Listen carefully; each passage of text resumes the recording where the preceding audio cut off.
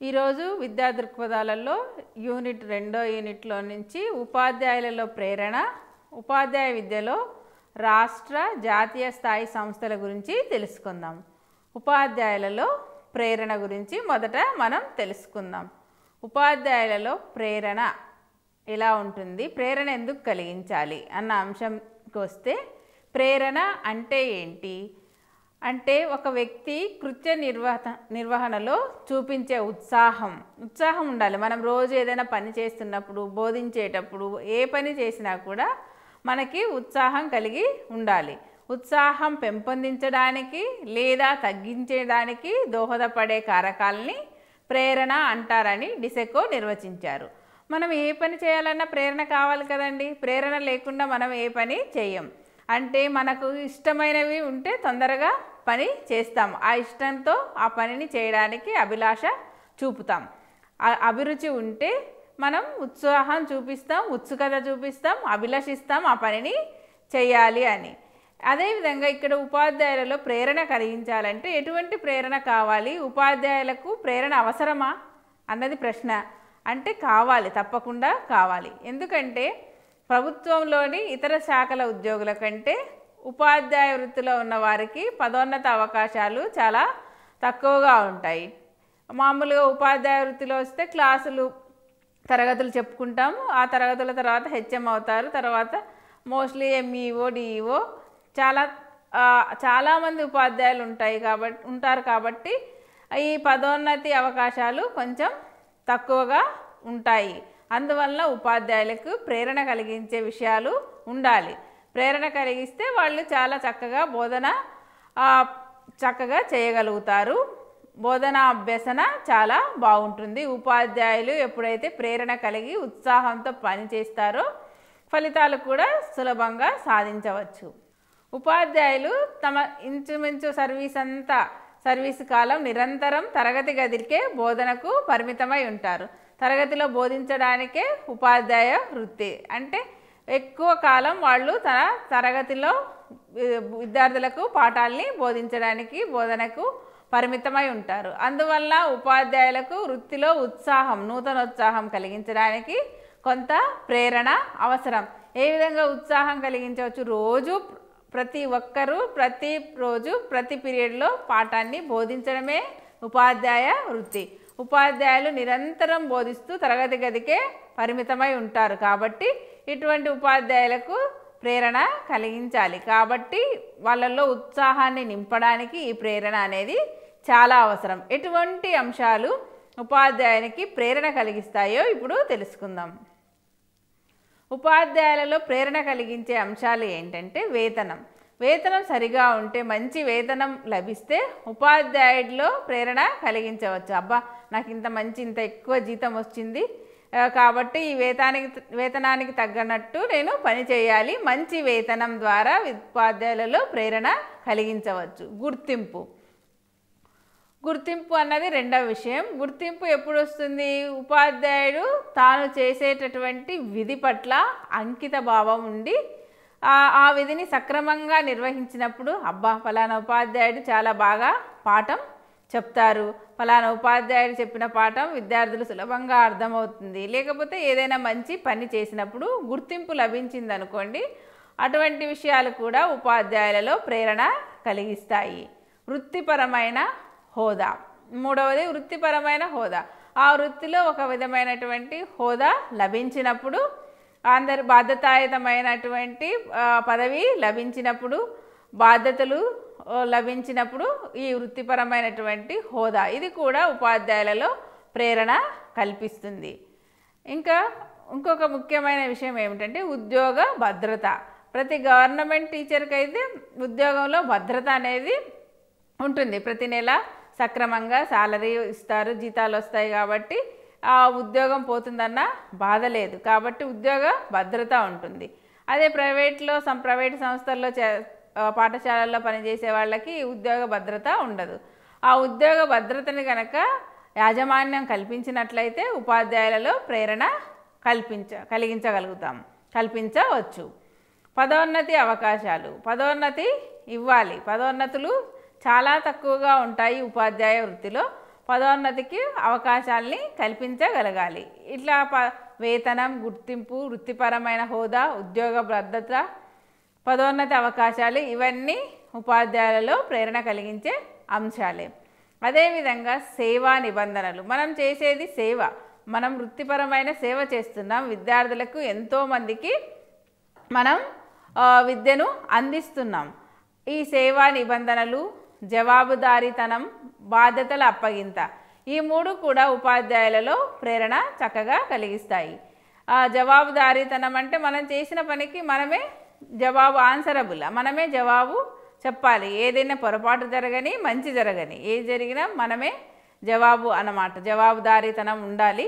అదేవిధంగా బాధ్యతల్ని కూడా సక్రమంగా నిర్వహించాలి. నిర్వహించడానికి బాధ్యతలను అప్పగించినప్పుడు ఉపాధ్యాయులలో ప్రేరణ కలిగించవచ్చు.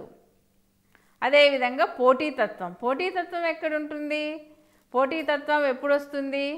ప్రతి ఉపాధ్యాయుడు తాను చేసే పని ఇతరుల కంటే మిన్నగా చేయాలి. వేరే ఉపాధ్యాయుల కంటే నేను ఇంకా బాగా సమర్థుడనని అనిపించుకోవాలి.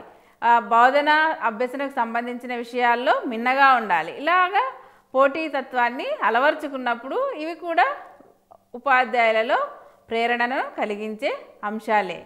సాఫల్యం, సదుపాయాలు. కొన్ని పాఠశాలల్లో సరైన సదుపాయాలు ఉండవు, రవాణా సౌకర్యాలు ఉండవు, లేకపోతే తరగతి గదులు సక్రమంగా ఉండవు.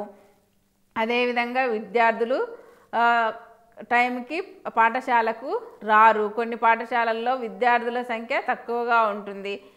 ఎందుకంటే రకరకాలైనటువంటి కారణాలు విద్యార్థులు చెప్తారు.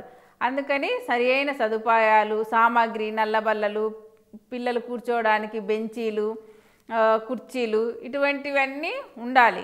తగిన సదుపాయాలు, మరుగుదొడ్లు, పాఠశాల నిర్మాణం, సరియైన తరగతి గదులు ఇవన్నీ ఉన్నాయనుకోండి.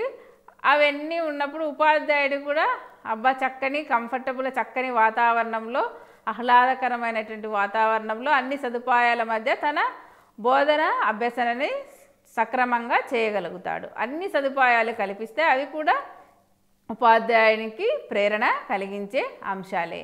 అదేవిధంగా అవార్డులు మనకందరికీ తెలుసు. అవార్డులు ఎప్పుడు ఇస్తారు? ఉపాధ్యాయ దినోత్సవం నాడు కేంద్ర ప్రభుత్వం ఉపాధ్యాయులకు అవార్డులు ఇస్తుంది, అలాగే రాష్ట్ర ప్రభుత్వం అవార్డులు ఇస్తుంది. ఈ అవార్డులు వచ్చినప్పుడు అవి కూడా ఉపాధ్యాయుల్లో ప్రేరణ కలిగిస్తాయి అన్నమాట. వృత్యంతర శిక్షణం. వాళ్ళు వృత్తిలో కొనసాగుతూ మధ్యలో వచ్చినటువంటి కొత్త పద్ధతుల గురించి, వాటి గురించి నేర్చుకోవడానికి ఒక శిక్షణా కార్యక్రమం ఉండాలి. ఈ వృత్యంతర శిక్షణలో వాళ్ళు వచ్చినటువంటి కొత్త సామాగ్రి గురించి కానీ, టెక్నాలజీ గురించి కానీ, లేకపోతే కొత్త పద్ధతుల గురించి కానీ నేర్చుకుంటారు. కాబట్టి ప్రతి ఉపాధ్యాయుడు విధిగా ఈ వృత్యంతర శిక్షణకు వెళ్ళాలి. వెళ్ళినప్పుడు చాలా వరకు తన జ్ఞానాన్ని, పరిధిని పెంచుకోగలుగుతారు. ఇవి కూడా ఉపాధ్యాయుని ప్రేరణ కలిగించే అంశమే. అదేవిధంగా విద్యార్థుల పరీక్షా ఫలితాలు విద్యార్థుల యొక్క పరీక్షల్లో గొప్ప ఫలితాలు విద్యార్థులు కనుక సాధిస్తే అవి ఉపాధ్యాయునికి చాలా ఆనందాన్ని కలిగిస్తాయి, ప్రేరణను కలిగిస్తాయి. నేను చెప్పిన పాఠం విని విద్యార్థి ఇన్ని మార్కులు తెచ్చుకున్నాడు పరీక్షలో అని చాలా వరకు ఉపాధ్యాయుడు తల్లిదండ్రుల కంటే ఎక్కువ సంతోషం పొందుతాడు. ఎందుకంటే చాలామంది విద్యార్థులు ఒక తరగతి నుంచి 50 మందో 60 మందో 10వ తరగతి ఎగ్జామ్స్ రాసి మంచి మార్కులు తెచ్చుకున్నారనుకోండి, అందరికంటే ఎక్కువ సంతోషించేది ఆ పాఠం చెప్పినటువంటి ఉపాధ్యాయుడే. కాబట్టి విద్యార్థుల యొక్క పరీక్షా ఫలితాలు కూడా ఉపాధ్యాయులలో ప్రేరణ కలిగిస్తాయి. కాబట్టి మనం పోటీతత్వం, సదుపాయాలు, అవార్డులు, వృత్యంతర శిక్షణ, విద్యార్థుల పరీక్షా ఫలితాలు ఇవన్నీ కూడా ఉపాధ్యాయులలో ప్రేరణ కలిగించే కారకాలుగా పనిచేస్తాయి. కాబట్టి ఉపాధ్యాయులకు ప్రేరణ కలిగించే అంశాలు చాలా ఉన్నాయి. ఇవన్నీ ప్రేరణ కలిగించినప్పుడు ఉపాధ్యాయుడు తన బోధనా అభ్యసనని చాలా సక్రమంగా నిర్వహించగలుగుతాడు, ఉత్సాహంతో పని చేయగలుగుతాడు. వీటిలో 2 రకాలైనటువంటి కారకాలు ఉన్నాయి. 2 రకాల కారకాలు అంటే అంతర్గత కారకాలు, బహిర్గత కారకాలు.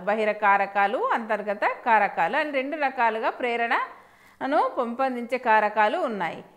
ప్రేరణ అన్నది ఉపాధ్యాయునికి అంతర్గతంగానూ రావచ్చు, లేదంటే బయట నుంచి ఉన్నటువంటి పరిస్థితుల ప్రభావం వల్ల కూడా అతను ప్రేరణ పొందవచ్చు ఉపాధ్యాయుడు. ఇప్పుడు చూద్దాం అంతర్గత కారకాలు ఏమున్నాయో, బహిర్గత కారకాలు ఏమున్నాయో. అంతర్గత కారకాలు మొదటిది శారీరక ఆరోగ్యం. శారీరకంగా ఉపాధ్యాయుడు ఆరోగ్యంగా ఉండాలి. Physical health is more important. శారీరకంగా ఆరోగ్యంగా ఉన్నప్పుడే ఉపాధ్యాయుడు తన విధులను సక్రమంగా నిర్వర్తించగలడు. శారీరకమైన ఆరోగ్యం మంచి అలవాట్లు కలిగిన ఉపాధ్యాయుడికి మంచి బోధన అభ్యసన ఆయన చేయగలుగుతారు పాఠశాలలో. అందుకని శారీరక ఆరోగ్యం కూడా చాలా ముఖ్యం ఉపాధ్యాయునికి. ఇది అంతర్గత కారకంగా పనిచేస్తుంది. అదేవిధంగా కుటుంబ జీవనంలో తృప్తి. తను నివసించేటటువంటి కుటుంబం తృప్తినివ్వాలి, సంతృప్తినివ్వాలి. కుటుంబంలో ఎటువంటి ఒడిదుడుకులు లోటుపాట్లు లేకుండా కుటుంబ జీవితం కూడా కొనసాగినప్పుడు ఇది అంతర్గత కారకంగా పనిచేస్తుంది. అంటే శారీరక ఆరోగ్యం, కుటుంబ జీవనంలో తృప్తి ఉపాధ్యాయులకు మానసిక ఉల్లాసాన్ని, ఉత్సాహాన్ని, ఆనందాన్ని కలిగిస్తాయి. ఇవి అంతర్గత కారకాలు. అదేవిధంగా క్రమశిక్షణ గల విద్యార్థులు పాఠశాలలో క్రమశిక్షణ కలిగి ఉంటే ఉపాధ్యాయుడు చాలా ఆనందాన్ని పొందుతాడు. ఎందుకంటే తాను చెప్పేటటువంటి విషయాల్ని విద్యార్థి జాగ్రత్తగా గమనించి నేర్చుకుంటాడు. క్రమశిక్షణ ఉన్నట్లయితే చాలా వరకు ఉపాధ్యాయుని యొక్క బోధన సులభతరం అవుతుంది. అలాంటి క్రమశిక్షణ కలిగినటువంటి విద్యార్థులు పాఠశాలలో తరగతి గదిలో ఉన్నప్పుడు ఉపాధ్యాయుడు అమితమైనటువంటి ఆనందాన్ని పొంది తన బోధనను సమర్థవంతంగా చేయగలుగుతాడు. కాబట్టి ఇది కూడా అంతర్గత కారకంగా పనిచేస్తుంది. ఉన్నత స్థాయి కలిగిన పాఠ్యపుస్తకాలు కూడా చాలా వరకు ప్రేరణ కలిగిస్తాయి. ఉన్నత స్థాయి అంటే హై స్టాండర్డ్ ఉన్నటువంటి పాఠ్యపుస్తకాలు ఉపాధ్యాయునిలో జ్ఞానాన్ని పెంపొందిస్తాయి. ఆ జ్ఞానాన్ని ఉపాధ్యాయుడు విద్యార్థికి చాలా చక్కగా అందించగలుగుతాడు. అంటే ఇక్కడ పాఠం బోధించడానికి పాఠ్యపుస్తకాలు అన్నటివి చాలా ముఖ్యమైనవి. ఆ పాఠ్యపుస్తకాలు రెఫరెన్స్ పుస్తకాలు, ఇంకా ఎన్సైక్లోపీడియాలు ఇలాంటివి హై స్టాండర్డ్ బుక్స్, ఉన్నత స్థాయి కలిగినటువంటి రెఫరెన్స్ పుస్తకాలు, ఇవన్నీ పాఠ్యపుస్తకాలు ఉపాధ్యాయునికి లభించినప్పుడు అవి కూడా ఉపాధ్యాయునిలో అంతర్గతంగా ప్రేరణను కలిగించగలుగుతాయి. పాఠశాలలో బోధనేతర కార్యక్రమాల నిర్వహణకు వనరులను కలిగి ఉండడం. బోధించడానికి అవసరమైన సామాగ్రి పాఠశాలలో ఉండాలి. బోధించడానికి అవసరమైనటువంటి సామాగ్రి అంతా పాఠశాలలో ఉన్నప్పుడు తన యొక్క బోధనాభ్యసన కార్యక్రమం చాలా సులభంగా చేసుకోగలుగుతారు ఉపాధ్యాయులు. బోధనేతర కార్యక్రమాల నిర్వహణకు అంటే ఆటలు ఆడించడానికి క్రీడా సామాగ్రి, మైదానం ఇలాంటివన్నీ కూడా అవసరం. అదే కాకుండా బోధనేతర సిబ్బంది వీళ్ళందరూ ఉన్నప్పుడు అవన్నీ వనరులన్నీ లభించినప్పుడు ఉపాధ్యాయునికి చాలా ప్రేరణ కలుగుతుంది. అంటే మనకు క్రీడా మైదానం ఉంది, తర్వాత అన్ని క్రీడా వస్తువులు ఉన్నాయి కాబట్టి పిల్లల చేత ఆడిద్దాం, పిల్లలకు బోధన సక్రమంగా నిర్వహిద్దాం. అన్ని చార్టులు, మ్యాపులు, గ్లోబ్ అన్ని సామాగ్రి కూడా అందుబాటులో ఉంది. అన్ని వనరులు అందుబాటులో ఉన్నప్పుడు ఈ బోధన అభ్యసన సామాగ్రి ఇవన్నీ ఉన్నప్పుడు ఏమవుతుంది, ఉపాధ్యాయుడు ప్రేరణ కలిగి చాలా సమర్థవంతంగా బోధించడానికి వీలవుతుంది. క్రమశిక్షణ కలిగిన విద్యార్థులు ఉపాధ్యాయునికి అన్ని వనరులు ఉన్నప్పుడు ఆ పాఠశాలలో చాలా మంచి ఫలితాలు సాధించగలుగుతాం. ఎందుకంటే ఉపాధ్యాయుడు చాలా ప్రేరణ పొంది బోధన అభ్యసన అన్నది చాలా సులభంగా సమర్థవంతంగా జరుగుతుంది. అదేవిధంగా బహిర్గత కారకాలు. ఇంతవరకు మనం అంతర్గత కారకాల గురించి నేర్చుకున్నాం. ఇప్పుడు బహిర్గత కారకాలు ఏమున్నాయో చూద్దాం. పదోన్నతి అంటే ఉపాధ్యాయునికి పదవిలో ఒక ఉన్నత స్థానం లభించినప్పుడు ఉపాధ్యాయుడు లభించినప్పుడు చాలా నిరాశకు గురవుతాడు. అదే పదోన్నతి లభిస్తే ఉపాధ్యాయునిలో ప్రేరణ కలిగి చాలా ఆనందం పెంపొంది తన యొక్క విధిని ఇంకా చాలా ఉత్సాహంతో చేయగలుగుతాడు. అదేవిధంగా వృత్తిపరమైన శిక్షణా కార్యక్రమాలు. ఈ వృత్తిపరమైన శిక్షణా కార్యక్రమాలు ప్రతి ఉపాధ్యాయుడు ఎప్పుడో ఒకసారి కంపల్సరీగా వెళ్ళి నేర్చుకోవాలి. అక్కడ వృత్తిపరమైనటువంటి కార్యక్రమాల్లో పాల్గొంటే ఇతరులతో పాటు తాను నేర్చుకుంటారు. వాళ్ళతో పరస్పర సంబంధాలు మెరుగుపడతాయి. వేరే పాఠశాలలో పనిచేసే ఉపాధ్యాయులతో మంచి సంబంధ బాంధవ్యాలు ఏర్పడతాయి. ఉపాధ్యాయుడు తనకు తెలిసిన జ్ఞానాన్ని ఇతరులతో పంచుకోవడం, వాళ్ళ దగ్గర ఉన్నటువంటి జ్ఞానాన్ని తాను స్వీకరించి ఇంకా బాధ్యతాయుతంగా మంచిగా బోధన కార్యక్రమాన్ని చేయగలుగుతారు. పదోన్నతి, వృత్తిపరమైన శిక్షణా కార్యక్రమాలు, అవార్డులు ఇవన్నీ కూడా బహిర్గత కారకాలు. అదేవిధంగా ప్రవర్తనా పత్రాలు అంటే బిహేవియర్ గురించి ఇలా మంచి ఉపాధ్యాయుడు మంచి స్థానాన్ని మనం కనుక ఇవ్వగలిగితే ఉపాధ్యాయునికి ప్రవర్తన చాలా బాగుంది, ఈ ఉపాధ్యాయుడు చెప్పినటువంటి విద్యార్థులు చాలామంది అభివృద్ధిలోకి వచ్చారు, ఇలాంటి ప్రశంసా పత్రాలు, ప్రవర్తనా పత్రాలు అందించడం కూడా మంచిదే. ఇవి ఇవ్వడం వల్ల ఇవి ఉపాధ్యాయునిలో బహిర్గతంగా ప్రేరేపించడానికి కారకాలుగా పనిచేస్తాయి. పదోన్నతి, వృత్తిపరమైన శిక్షణా కార్యక్రమాలు, అవార్డులు, ప్రశంసా పత్రాలు, ప్రవర్తనా పత్రాలు వంటివి బహిర్గత ప్రేరణా కారకాలుగా పనిచేస్తాయి ఉపాధ్యాయులలో. మార్పు అనేది ప్రేరణకు దోహదకారి. అంటే ఏదైనా మార్పు రోజు జరిగే దానిలో కొంత మార్పు తీసుకురాగలిగితే అది ప్రేరణ కలిగించినట్లే మనం. అంటే మార్పు అనేది ప్రేరణకు దోహదకారి అవుతుంది. అందువల్ల ఒక నిర్ణీత వ్యవధిలో పదోన్నతి లభిస్తే ఉపాధ్యాయులు ఏం చేస్తారు? ఉత్సాహంతో పని చేయగలుగుతారు. పదోన్నతులు ఉపాధ్యాయ వృత్తిలో చాలా తక్కువ అని ముందుగానే చెప్పుకున్నాం కదా. కాబట్టి ఆ నిర్ణీత వ్యవధిలో వాళ్ళకి పదోన్నతి లభిస్తే చాలా ఉత్సాహంతో పనిచేస్తారు. అదేవిధంగా ఉపాధ్యాయులు చేసే చిన్న తప్పులకు వారిని శిక్షించకుండా వారిలో మార్పుకు తగిన కృషి చేయాలి. వారి ప్రవర్తనలో మార్పు తీసుకురాగలిగితే ఉపాధ్యాయులు ఇంకా ఉత్సాహంతో పనిచేయగలుగుతారు. ఉపాధ్యాయులకు ఉద్యోగ భద్రత తృప్తిని కలిగిస్తుంది. ఉద్యోగ భద్రత అనేది కల్పించినట్లయితే ఉపాధ్యాయుడు సంతృప్తి చెంది బోధన అభ్యసన చాలా సమర్థవంతంగా నిర్వహించగలడు. అదేవిధంగా ఉపాధ్యాయులు ఏం చేయాలంటే స్థానిక సమాజంలో కలిసిపోవాలి, వాళ్ళతో మంచి ప్రవర్తన కలిగి ఉండాలి, అనుకూలమైన ప్రవర్తనని చూపించాలి, చక్కని అనుబంధాన్ని ఏర్పాటు చేసుకోవాలి. ఉపాధ్యాయులు ఏం చేయాలి? తను నివసించేటటువంటి సమాజంలో పాఠశాల ఏ సమాజంలో ఉందో అక్కడ ఆ స్థానిక సమాజంలో ఉన్నటువంటి పెద్దలతో కానీ ఇతరులతో కానీ మంచి ప్రవర్తన కలిగి చక్కని అనుబంధం ఏర్పాటు చేసుకున్నట్లయితే వీళ్ళకు కావలసినటువంటివన్నీ అక్కడ ఉన్న లోకల్లో స్థానికంగా ఉన్నటువంటి ప్రజల ద్వారా అన్నీ సమకూర్చుకోవచ్చు. పాఠశాలకు ఏవైనా వసతులు లేకపోయినట్లయితే ఆ స్థానికులతో మాట్లాడి వాళ్ళతో మంచి అనుబంధం ఉంటే పిల్లలకు కావలసినవన్నీ వాళ్ళే ఏర్పాటు చేయగలుగుతారు. కాబట్టి ఉపాధ్యాయులు స్థానికంగా ఉన్నటువంటి వారితో స్థానిక సమాజంతో మంచి అనుబంధాన్ని ఏర్పాటు చేసుకోవాలి. అంతర్గత బహిర్గత కారణాలు ఈ రెండు కారణాలు ఉపాధ్యాయ సాధికారతకు ప్రేరణ పెంపొందించడానికి ఉపయోగపడతాయి. ఈ రెండు ప్రేరణ అనేది చాలా ఉపయోగకరమైంది. ఉపాధ్యాయుల యొక్క సాధికారత పెంపొందించవచ్చు. ఈ రెండు అంతర్గత కారణాలు బహిర్గత కారణాలు రెండు ప్రేరణకు అవసరము. రెండవది ఇంకొకటి ఉపాధ్యాయులకు ఉద్యోగ భద్రత కల్పించడం.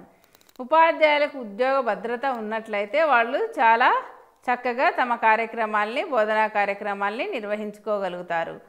చట్టోపాధ్యాయ కమిషన్ 1985లో తన నివేదికను ప్రభుత్వానికి సమర్పించి ఏం చెప్పింది అంటే ఈ కమిషను ఉపాధ్యాయుల యొక్క జీతభత్యాలు ఇతర ఉద్యోగుల కన్నా ఎక్కువగా ఉండాలి.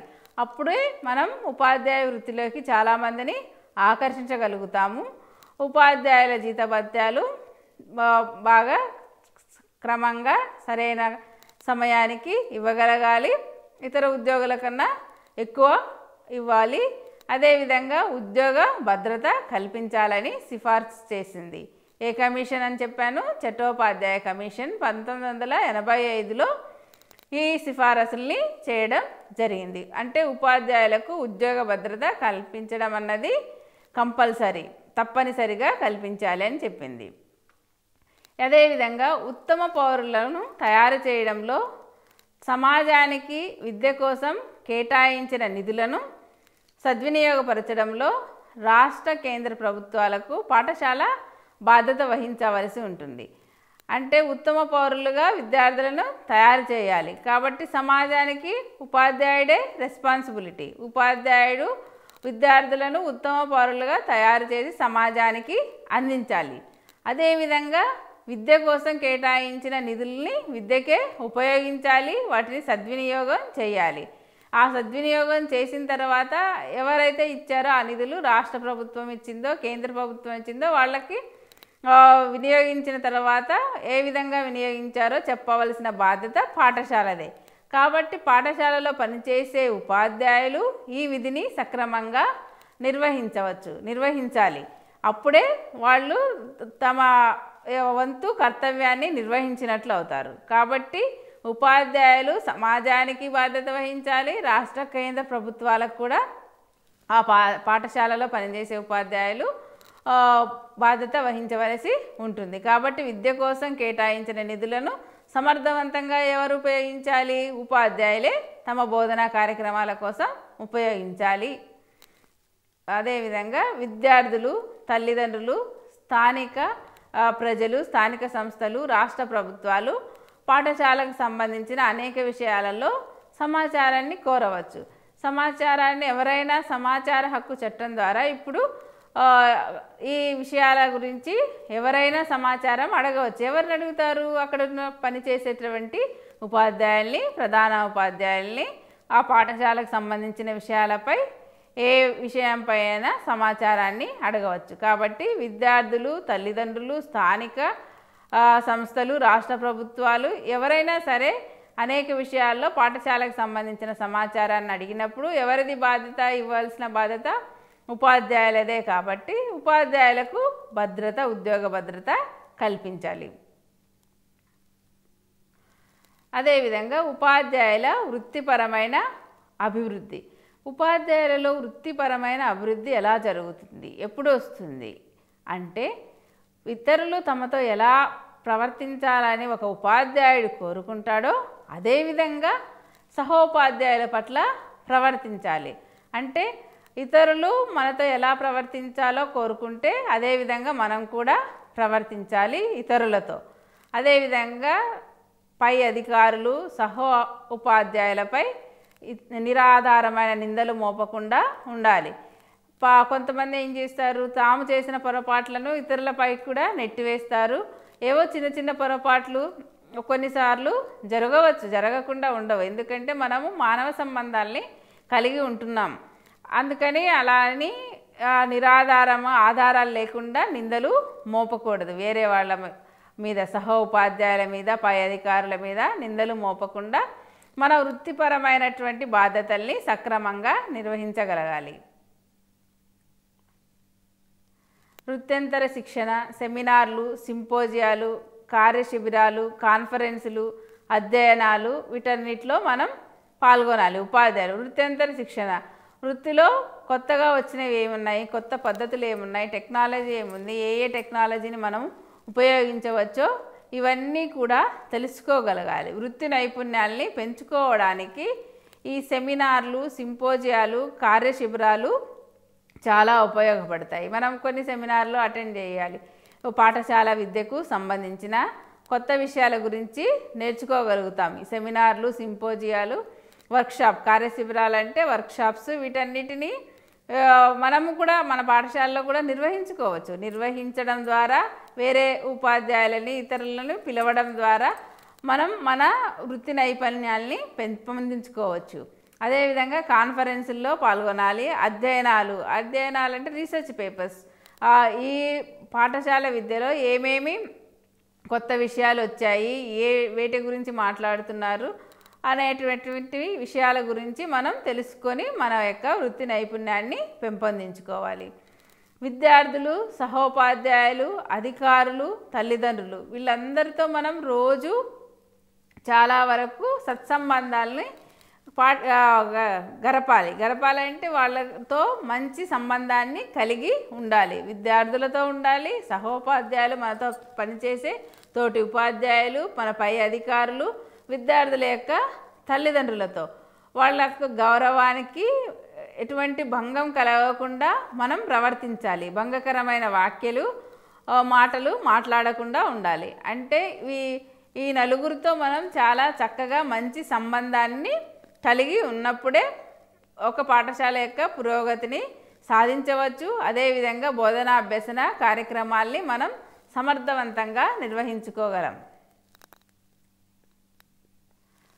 అదేవిధంగా సహపాఠ్య కార్యక్రమాల అమలుకు పాఠశాలలో మరియు పాఠశాల వెలుపల సహోపాధ్యాయులకు, ప్రధానోపాధ్యాయులకు వీళ్ళందరికీ సహకరించాలి. అంటే పాఠశాలలో జరిగే ప్రతి కార్యక్రమానికి, అదేవిధంగా పాఠశాల వెలుపల జరిగే కోకరిక్యులర్ యాక్టివిటీస్, సహపాఠ్య కార్యక్రమాలు ఇవన్నీ మనం సమర్థవంతంగా నిర్వహించడానికి సహకారం అవసరం. ఇతర ఉపాధ్యాయుల సహకారం, ప్రధానోపాధ్యాయుని సహకారం అవసరం. అందరం సహకరించుకుంటూ ఆ కార్యక్రమాన్ని నిర్వహించగలగాలి సక్రమంగా. విద్యార్థుల అభివృద్ధికి, పాఠశాల అభివృద్ధికి సంబంధించిన అన్ని విషయాలను సరైన పద్ధతిలో సంబంధిత అధికారులకు నివేదించాలి. విద్యార్థుల అభివృద్ధికి తోడ్పడే అంశాలు ఏమున్నాయి, పాఠశాల అభివృద్ధికి తోడ్పడే అంశాలు ఏమున్నాయి, ఎక్కడ లోటుపాట్లు ఉన్నాయి, అన్ని విషయాల్ని మనం సరైన పద్ధతిలో సంబంధిత అధికారులకు చెప్పాలి. అదేవిధంగా చెప్పడానికి మనం ఇండివిజువల్గా, వైయక్తికంగాను మరియు వృత్తిపరంగాను బాధ్యతని స్వీకరించాలి. ఇప్పటి వరకు ఉపాధ్యాయులలో ప్రేరణ కలిగించే అంశాలు, ఉపాధ్యాయులు ఏ విధంగా ఉండాలో తెలుసుకున్నాము, బాధ్యతలు ఏంటివో కూడా తెలుసుకున్నాము. ఇప్పుడు ఈ ఉపాధ్యాయ వృత్తికి సహకరించే సంస్థల గురించి, ఉపాధ్యాయ వృత్తిలో ఉన్నటువంటి ఉపాధ్యాయులకు ఏవైనా వృత్యంతర శిక్షణ వీటన్నిటిని అందించే సంస్థలను, జాతీయ సంస్థలను, రాష్ట్ర సంస్థలను గురించి ఇప్పుడు మనం తెలుసుకుందాం. ఉపాధ్యాయ విద్యలో రాష్ట్ర మరియు జాతీయ స్థాయి సంస్థలు: జాతీయ ఉపాధ్యాయ విద్యా మండలి NCTE, జాతీయ ఉపాధ్యాయ విద్యా మండలి అంటే NCTE. ఇంకొకటి జాతీయ విద్యా పరిశోధన శిక్షణా మండలి NCERT. మరొకటి మన రాష్ట్రంలో ఉన్నటువంటి SCERT, రాష్ట్ర విద్యా పరిశోధన శిక్షణా మండలి, రాష్ట్ర విద్యా సాంకేతిక సంస్థ, అదేవిధంగా కేంద్ర విద్యా సాంకేతిక సంస్థ. వీటన్నిటి గురించి మనం ఇప్పుడు తెలుసుకుందాం ఒక్కొక్కటిగా. అవి చేసే కార్యకలాపాలు ఏంటో, ఆ సంస్థలు వేటి గురించి ఏర్పాటు చేయబడ్డాయో ఇప్పుడు తెలుసుకుందాం. జాతీయ ఉపాధ్యాయ విద్యా మండలి మొదటగా చూద్దాం. NCTE ఇది ఏం చేస్తుందంటే ఉపాధ్యాయ విద్యకు సంబంధించి వివిధ పథకాలను, ప్రణాళికలను తయారు చేస్తుంది. ఎవరి గురించి? ఉపాధ్యాయుల యొక్క విద్యకు, వాళ్ళకి టీచర్ ఎడ్యుకేషన్, ఉపాధ్యాయ విద్యకు సంబంధించినటువంటి వివిధ పథకాలను, ప్రణాళికలను తయారు చేస్తుంది. తయారు చేసిన తర్వాత సమన్వయం చేస్తుంది. సమన్వయం చేయడం తర్వాత ప్రభావవంతంగా అమలు చేస్తుంది ఈ NCTE. ఈ NCTEని భారత ప్రభుత్వ విద్యా మంత్రిత్వ శాఖ ఏం చేసిందంటే అప్పట్లో ఉన్నటువంటి ఉపాధ్యాయ విద్యా స్థాయిని సమీక్షించి ఒక తీర్మానం చేశారు 1973లో. 1973లో చేసినటువంటి సమీక్ష ఎవరి గురించి చేశారు? ఉపాధ్యాయ విద్యా స్థాయి యొక్క సమీక్ష జరిపి ఈ NCTE సంస్థని న్యూఢిల్లీలో ప్రారంభించారు 1973లో. కానీ ఈ సంస్థ 1993లో చట్టబద్ధమైన సంస్థగా రూపొందడం జరిగింది. NCTE ఎక్కడుందండి? న్యూఢిల్లీలో ఉంది. చట్టబద్ధంగా సంస్థగా రూపొందిందేమో 1993వ సంవత్సరం. ఇలాంటి ప్రశ్నలు మీకు పరీక్షలో రావచ్చు. జాతీయ ఉపాధ్యాయ విద్యా మండలి ఎప్పుడు ఏర్పడింది, దీన్ని ఎక్కడ స్థాపించారు, ఎప్పుడు స్థాపించారు, ఇది చేసే కార్యకలాపాలు ఏంటి అని అడగవచ్చు. ఈ కార్యకలాపాల గురించి ఇప్పుడు మనం తెలుసుకుందాం. జాతీయ ఉపాధ్యాయ విద్యా మండలి యొక్క కార్యకలాపాలు: ప్రాథమిక ఉన్నత స్థాయి ఉపాధ్యాయ విద్యకు గుణాత్మకతను అభివృద్ధి చేయడం. ఈ ఎన్సిటిఈ 2 రకాలైనటువంటి పని చేస్తుంది. ప్రాథమిక మరియు ఉన్నత స్థాయి ఉపాధ్యాయ విద్యకు గుణాత్మకమైనటువంటి అభివృద్ధిని చేస్తుంది. అదేవిధంగా ఆ ఉపాధ్యాయ విద్యకు సంబంధించిన ఆధునిక ధోరణులకు సంబంధించిన సమాచారాన్ని వ్యాప్తి చేస్తుంది. ఒక దగ్గర నుంచి ఇంకొక దగ్గరికి, అంటే మన దేశం మొత్తం మీద ఉన్నటువంటి ఈ ఉపాధ్యాయ విద్యకు సంబంధించినటువంటి సమాచారాన్ని వ్యాప్తి చేస్తుంది. అదేవిధంగా వృత్తిపూర్వక మరియు వృత్యంతర శిక్షణని ఇది ప్రభావితం చేస్తుంది. అంటే సలహాలను ఇస్తుంది. దానిలో ఏమేమి అంశాలు చేర్చాలో కూడా ఎన్సిటిఈ మనకు తెలియజేస్తుంది. విద్యా ప్రణాళికను, అదేవిధంగా మూల్యాంకన విషయాలపై కేంద్ర రాష్ట్ర ప్రభుత్వాలకు కూడా సలహాలను ఇవ్వడం జరుగుతుంది. ఈ ఉపాధ్యాయ మండలి, జాతీయ ఉపాధ్యాయ విద్యా మండలి ఎన్సిటిఈ యొక్క ముఖ్యమైన కార్యకలాపాలు ఏంటి అంటే విద్యా ప్రణాళిక, మూల్యాంకన విషయాలపై కేంద్ర రాష్ట్ర ప్రభుత్వాలకు సలహాలను ఇవ్వడం, అదేవిధంగా ఉపాధ్యాయ విద్యకు సంబంధించినటువంటి ఆధునిక ధోరణులకు సంబంధించిన సమాచారాన్ని వ్యాప్తి చేయడం, అదేవిధంగా ఉపాధ్యాయ విద్యను గుణాత్మకంగా అభివృద్ధి చేయడం అన్నవి ఈ సంస్థ యొక్క కార్యకలాపాలు. అదే కేంద్ర రాష్ట్ర ప్రభుత్వాలు చేత అమలు చేసే ప్రణాళిక పథకాలను సమీక్షించడం కూడా ఎన్సిటిఈ చేస్తుంది. కేంద్రంలోనూ రాష్ట్రంలోనూ ఏ విధమైనటువంటి ప్రణాళికలు ఉన్నప్పటికీ ఆ ప్రణాళికల్ని అభివృద్ధి చేయాలి. అభివృద్ధి చేసి సమీక్షించడం, అంటే ఏ విధంగా చేయాలో, ఎలా చేయాలో, ఎక్కడ చేయాలో ఇవన్నీ కూడా సమీక్ష జరుపుతుంది ఎన్సిటిఈ. సెమినార్లను, కార్యగోష్ఠులు అంటే సెమినార్స్ని నిర్వహిస్తుంది. కార్యగోష్ఠులు అంటే కార్యశాలలు, వర్క్షాప్స్ని నిర్వహించడం చేస్తుంది. ఎప్పుడు దేని గురించి చేస్తుంది? ఉపాధ్యాయ విద్యకు సంబంధించినటువంటి నూతనమైనటువంటి పద్ధతులు కానీ ఏమైనా నూతన సమాచారాన్ని అందరికీ వ్యాప్తి చేయడానికి ఏం చేస్తుందంటే సెమినార్లను, కార్యశాలలను నిర్వహించడం చేస్తుంది. అదేవిధంగా ఉపాధ్యాయుల సమర్థతను, నిబద్ధతను పెంపొందించడానికి ఎన్సిటిఈ కృషి చేస్తుంది. ఉపాధ్యాయ విద్యలో ప్రపంచవ్యాప్తంగా అమలులో ఉన్నటువంటి అన్ని రకాలైనటువంటి వాటిని, ధోరణులను పరిశీలించి మన దేశానికి ఏం కావాలి, మన పరిసరాలలో ఏం కావాలి, మన దేశంలో ఉన్నటువంటి పాఠశాలలకు అవసరమైన వాటిని మాత్రమే తీసుకొని వాటిని ప్రచారం చేసి వాటిని సమర్థవంతంగా నిర్వహించడం, పాఠశాలలో ఎలా చేయాలో ఇవన్నిటిని కూడా మనకు ఎన్సిటిఈ తెలియజేస్తుంది. అంటే కొత్త కొత్త విధానాలు ప్రపంచంలో ఎక్కడైనా అమలులో ఉంటే వాటి నుంచి సత్ఫలితాలు సాధించినప్పుడు ఆ ధోరణులన్నిటినీ పరిశీలించి మన దేశానికి అనుగుణంగా తయారు చేసి వాటిని పాఠశాలల్లో మరియు ఉపాధ్యాయ విద్యలో పెట్టడానికి ప్రయత్నం జరుగుతుంది.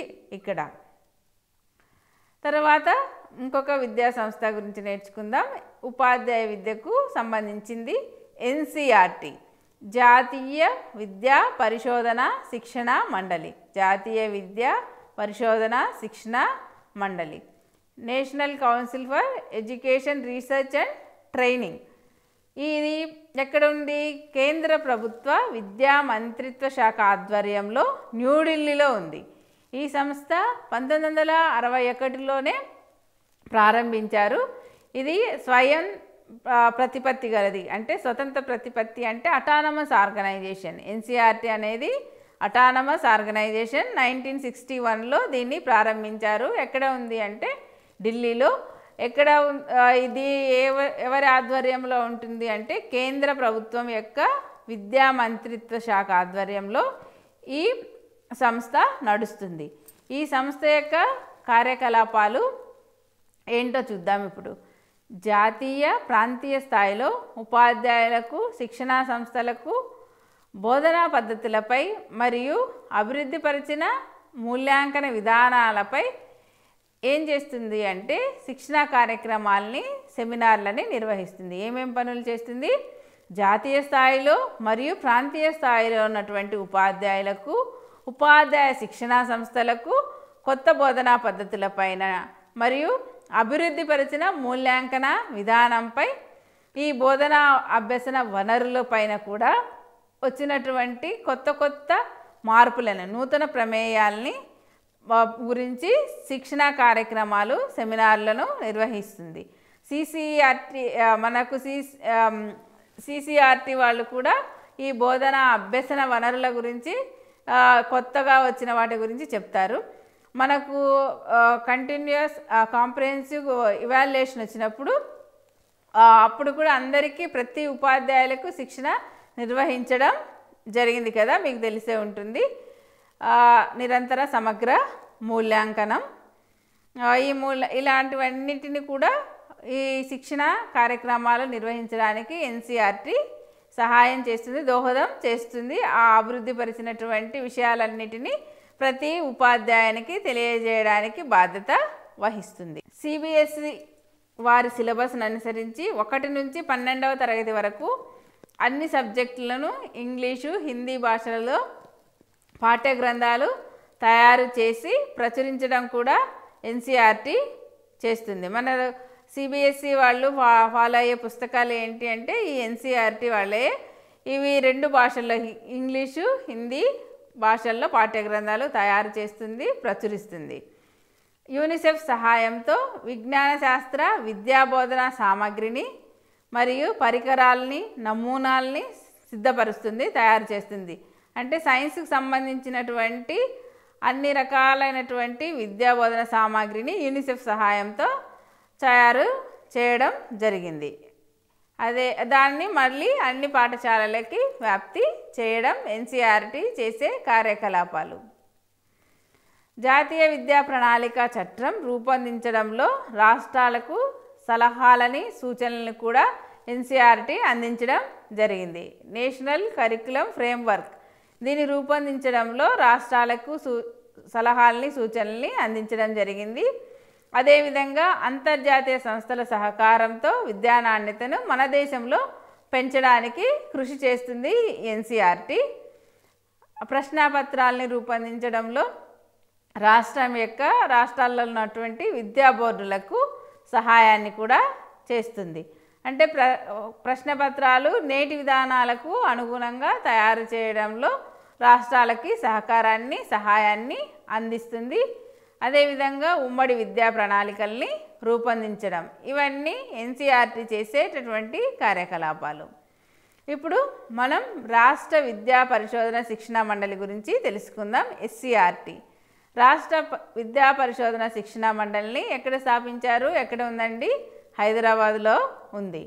మన రాష్ట్రంలో ఉన్నటువంటి పాఠశాల విద్యకు మరియు ఉపాధ్యాయులకు సంబంధించినటువంటి అన్ని అవసరాలని ఈ ఎస్సిఆర్టీ తీరుస్తుంది. అదేవిధంగా కృషి చేస్తుంది. విద్యను అందించడానికి, కృషి చేయడానికి మన రాష్ట్రంలో ఉన్నటువంటి రాష్ట్ర విద్యా పరిశోధన శిక్షణా మండలి హైదరాబాద్లో ఉంది. ఈ ఎస్సిఆర్టీ కార్యకలాపాల గురించి మనం తెలుసుకుందాం. విద్యా విధానాల నిర్ణయాలలో కేంద్రానికి, రాష్ట్రానికి, ఈ రెండు కేంద్ర ప్రభుత్వానికి, రాష్ట్ర ప్రభుత్వానికి మధ్య వారధిలాగా పనిచేస్తుంది. అంటే ఏదైనా కొత్త నిర్ణయాన్ని ఈ విద్యకు సంబంధించి తీసుకున్నప్పుడు మధ్యలో వారధిగా పనిచేసే సంస్థ ఎస్సిఆర్టీ. కేంద్ర ప్రభుత్వానికి, రాష్ట్ర ప్రభుత్వాల మధ్య సమన్వయకర్తగా పనిచేస్తుంది. ఇంకా వృత్యంతర శిక్షణ కార్యక్రమాల్ని నిర్వహిస్తుంది. ఎవరికి? ఉపాధ్యాయులకు. విద్యార్థులలో, ఉపాధ్యాయులలో వైజ్ఞానిక వైఖరులను పెంపొందిస్తుంది. సైంటిఫిక్ యాటిట్యూడ్ వీటిని పెంపొందించడానికి కృషి చేస్తుంది. సృజనాత్మకతను, క్రియేటివిటీని ఉపాధ్యాయులలో మరియు విద్యార్థులలో పెంపొందించడానికి, అదేవిధంగా పరిశోధనను అన్వేషణ చేస్తుంది. ఈ పరిశోధన కార్యకలాపాలని కూడా ఎస్సిఆర్టీ చేపట్టడం జరిగింది. అంటే విద్యా విధానాల నిర్ణయాలన్నిట్లోనూ ఇది ప్రముఖ పాత్ర వహిస్తుంది. అదేవిధంగా వైజ్ఞానిక వైఖరులను, క్రియేటివిటీని, సృజనాత్మకతను పెంపొందించడానికి కృషి చేస్తుంది. ఇది వృత్యంతర శిక్షణ కార్యక్రమాలను ఉపాధ్యాయులకు నిర్వహిస్తుంది. విద్యార్థులలో, ఉపాధ్యాయులలో వైజ్ఞానిక వైఖరులను, సృజనాత్మకతను పరిశోధనకు సంబంధించిన విషయాలన్నిటి గురించి ఇది ఉపాధ్యాయులకు తెలియజేస్తుంది, విద్యార్థులలో పెంపొందించడానికి పనిచేస్తుంది.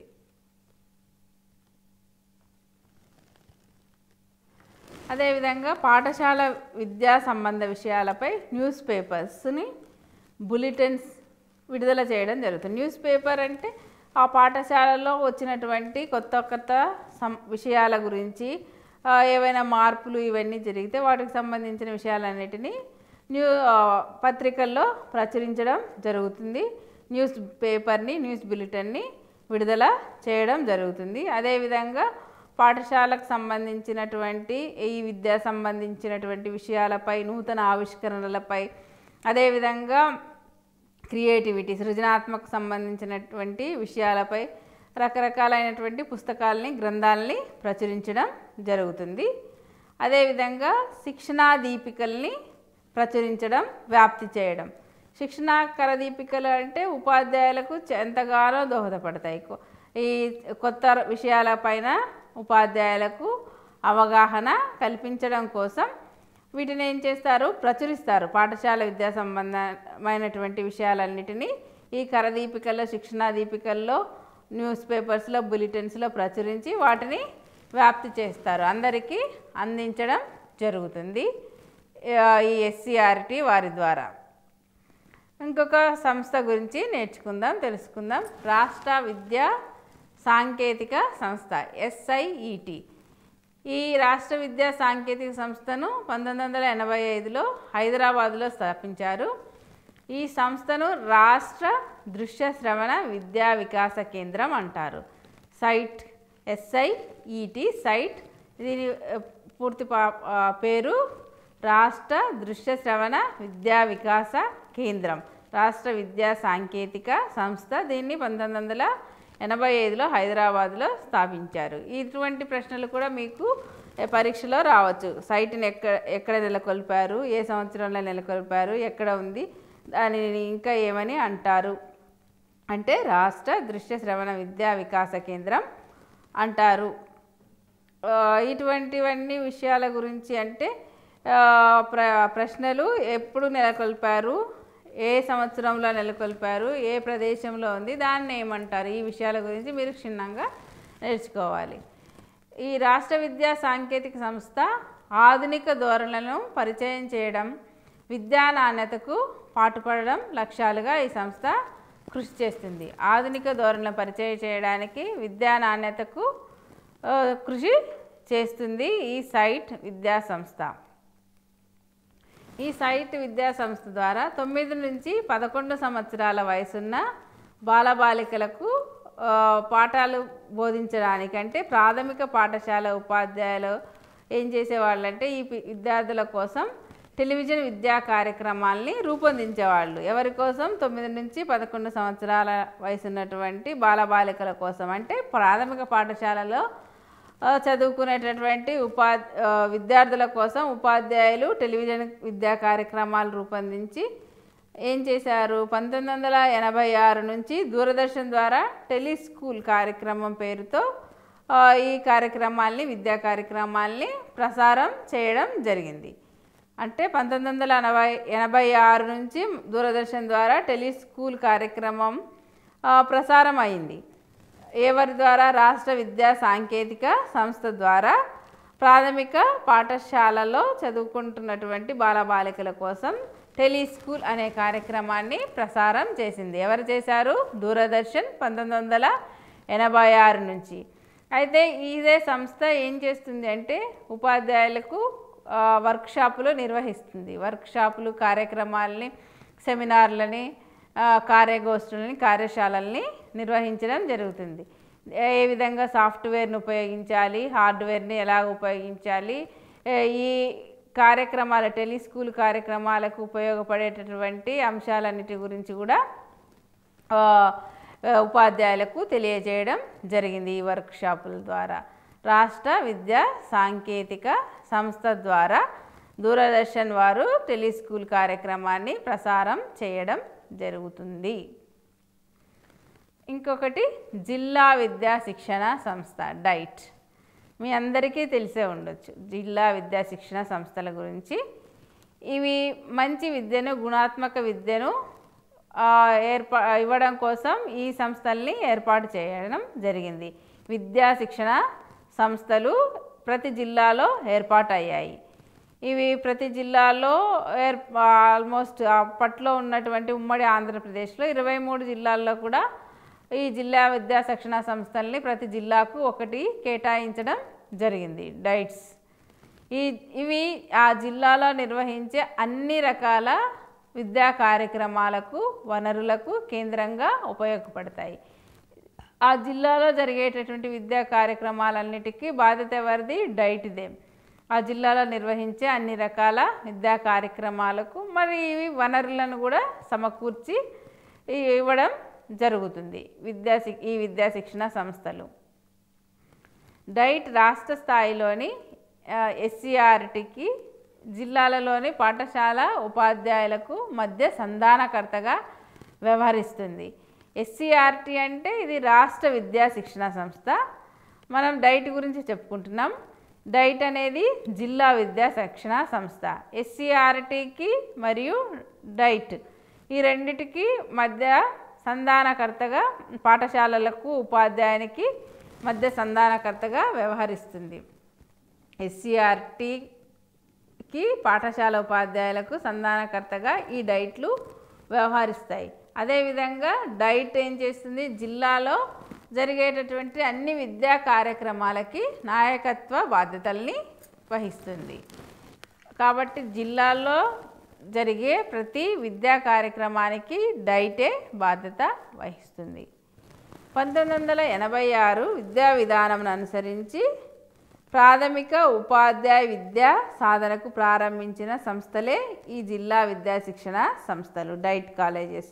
1986 1986 విద్యా విధానం ఏంటి? National policy on education. దాన్ని అనుసరించి జాతీయ విద్యా కమిషన్ 1986ను అనుసరించి ఈ సంస్థల్ని ప్రారంభించడం జరిగింది. అంటే ఇవి ప్రాథమిక ఉపాధ్యాయ విద్యా శిక్షణ సంస్థలు. ఇవి ప్రతి జిల్లాలో కూడా ఉన్నాయి. 1986 సంవత్సరం నుంచి దశల వారీగా వీటిని అమలు చేశారు. మన రాష్ట్రంలో 1989 మరియు 90 ఈ సంవత్సరాలలో ఏం చేశారంటే 23 జిల్లాలలో 23 జిల్లా విద్యా శిక్షణ సంస్థల్ని ప్రారంభించడం జరిగింది. నేను ఇందాకే చెప్పాను కదా, 23 జిల్లాలలో ఉమ్మడి ఆంధ్రప్రదేశ్లో ఉన్నటువంటి జిల్లాలలో 23 జిల్లా విద్యా శిక్షణ సంస్థల్ని ఏర్పాటు చేయడం జరిగింది 1989-90 సంవత్సరాలలో. దేన్ని అనుసరించి? 1986 విద్యా విధానాన్ని అనుసరించి ఈ జిల్లా విద్యా శిక్షణ సంస్థలు ప్రతి జిల్లాకు రావడం జరిగింది. ఇవి వృత్తిపూర్వక, వృత్యంతర ఉపాధ్యాయ విద్యా శిక్షణ కార్యక్రమాలను వాళ్ళ యొక్క అవసరాలను, ఆ కార్యక్రమాలకు కావాల్సినటువంటి అవసరాలకు ప్రాతిపదికగా రూపొందించి నిర్వహించడం చేస్తుంది. ఈ డైట్ ఏం చేస్తుంది? వృత్తిపూర్వక ఉపాధ్యాయ శిక్షణ కార్యక్రమాలని మరియు వృత్యంతర ఉపాధ్యాయ శిక్షణ కార్యక్రమాలని అన్నిటినీ ఇదే రూపొందిస్తుంది మరియు నిర్వహిస్తుంది. జిల్లా యంత్రాంగానికి ప్రాథమిక విద్యా విషయాలపై సలహాలని, సూచనల్ని కూడా అందిస్తుంది. జిల్లా యంత్రాంగం అంటే ఆ జిల్లా కలెక్టరు, తర్వాత ఎంఈఓ వీళ్ళందరికీ కూడా తన సూచనల్ని, సలహాలని అందించడం జరుగుతుంది. తర్వాత కేంద్రీయ విద్యా సాంకేతిక సంస్థ. రాష్ట్ర విద్యా సాంకేతిక సంస్థ గురించి తెలుసుకున్నాము. ఇప్పుడు కేంద్రీయ విద్యా సాంకేతిక సంస్థ. ఈ సంస్థను 1982లో ప్రారంభించారు. దీనిని కేంద్రీయ దృశ్య శ్రవణ విద్యా వికాస్ సంస్థ అని అంటారు. ఇది సెంట్రల్ గవర్నమెంట్ది. ఇది కేంద్రీయ దృశ్య శ్రవణ విద్యా వికాస్ సంస్థ. ఇది 1982లో ప్రారంభించడం జరిగింది. ఈ సంస్థ ఉపాధ్యాయుల సాధికారతను పెంపొందించడానికి చాలా కార్యక్రమాల్ని చేపడుతుంది. ఏమేం కార్యక్రమాలు చేస్తుందంటే వీడియో, ఆడియో కార్యక్రమాలు, అంటే మంచి ఉపాధ్యాయుల యొక్క పాఠాలని వీడియోల రూపంలో మార్చడం, లేకపోతే ఆడియో కార్యక్రమాల్ని నిర్వహించడం, అదేవిధంగా ఫిల్ములు, చార్టులు, స్లైడ్లు రూపొందించి పాఠశాలలకు, సంస్థలకు సరఫరా చేయడం దీని యొక్క పని. ఈ కేంద్రీయ విద్యా సాంకేతిక సంస్థ ఏం చేస్తుంది?